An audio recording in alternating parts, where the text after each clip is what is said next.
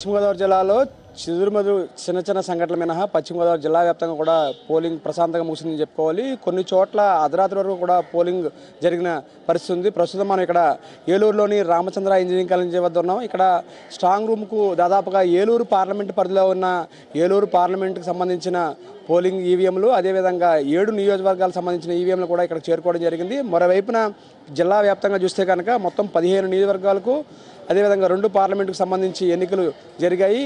ఇందులో నరసాపురం పార్లమెంటుకు సంబంధించి భీమవరంలోని అక్కడ విష్ణు ఇంజనీరింగ్ కాలేజీలో స్ట్రాంగ్ రూమ్ని ఏర్పాటు చేయడం జరిగింది. అక్కడి నుంచి ఇక్కడ ఏలూరు పార్లమెంటు పరిధిలోని ఏలూరు ఇక్కడ రామచంద్ర ఇంజనీరింగ్ కాలేజీలో స్ట్రాంగ్ రూమ్ ఏర్పాటు చేసి ఇక్కడ ఈవీఎంలన్నింటినీ కూడా భద్రపరుస్తున్నారు.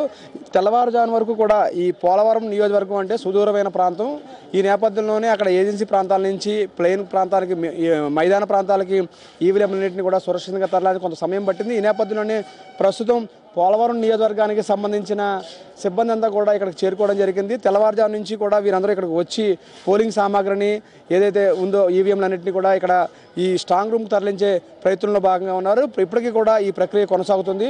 మరోవైపున గోపాలపురం, కొవ్వూరు, నిడదవోలు ఈ 3 నియోజకవర్గాలు కూడా రాజమండ్రిలో ఉన్నాయి. రాజమండ్రిలో ఉన్న ఈ 3 నియోజకవర్గాలకు సంబంధించిన ఈ పోలింగ్ సంబంధించిన ఈవీఎంలన్నింటినీ కూడా ఇక్కడ ఏలూరులోని సిఆర్ఐటి ఇంజనీరింగ్ కాలేజీలో భద్రపరుస్తున్నారు. మొత్తంగా చూస్తే కనుక పశ్చిమ గోదావరి జిల్లాలో గతంతో పోలిస్తే దాదాపుగా 14% పోలింగ్ తగ్గినట్టుగా తెలుస్తుంది. గతంలో 2014 ఎన్నికల్లో పశ్చిమ గోదావరి జిల్లా వ్యాప్తంగా 84.12% పోలింగ్ నమోదైంది. కానీ ప్రస్తుతం చూస్తే కనుక 70% నమోదైనట్లుగా అధికారులు చెప్తున్నారు. పూర్తి స్థాయి తుది లెక్కల తర్వాత దాదాపుగా ఇది 2-3% పెరిగే అవకాశాలు ఉన్నాయి. ఏది ఏమైనప్పటికీ దాదాపుగా గతంతో పోలిస్తే రికార్డు స్థాయిలో పోలింగ్ శాతం మట్టికి తగ్గినట్టుగా కనిపిస్తుంది. గతంలో 84.12 ఉంటే ఈసారి 70 నుంచి 72 మాత్రమే నమోదైన అవకాశాలు కనిపిస్తుంది. నేపథ్యంలో పోలింగ్ శాతం తగ్గడం మీద కారణాలను కూడా ఆయా పార్టీలు విశ్లేషించుకుంటున్నాయి. ప్రస్తుతం ఇక్కడ స్ట్రాంగ్ రూమ్ వద్ద ఈవీఎంలన్నింటినీ కూడా పూర్తి స్థాయిలో భద్రపరచడానికి మాత్రం అధికారులు ఏర్పాటు చేశారు. 3 అంచెల భద్రతా వ్యవస్థను ఏర్పాటు చేసి ఈవీఎంలన్నింటినీ కూడా స్ట్రాంగ్ రూమ్ లోపలికి తీసుకెళ్తున్నారు. ఇప్పటికే ఏలూరు పార్లమెంటు పరిధిలోని 5 నియోజకవర్గాల నుంచి 6 నియోజకవర్గాల